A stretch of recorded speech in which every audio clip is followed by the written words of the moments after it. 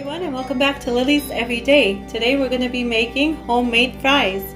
For the fries, we're going to be needing pure vegetable oil, salt, potatoes.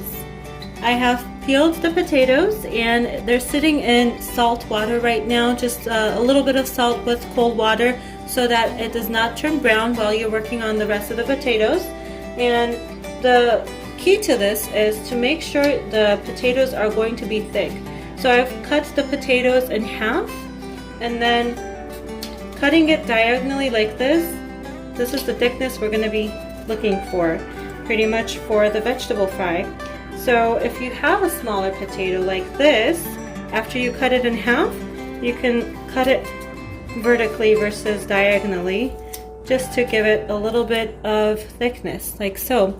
So once you have that ready to go, you're going to put it in a drain. Drain out the liquid, salt it to your taste, and then get your oil ready. I'll be right back. The oil up so that it's hot enough. I just tested it with just one potato just to see if it's going to start bubbling. So you want to make sure you're working in small batches here. And every couple of minutes you want to give it a stir just to make sure that it's cooking evenly on all sides. Do not overcrowd your pan that you're using for this, or your pot. Otherwise, it will not be golden crispy on the outside of the potato, which is our goal.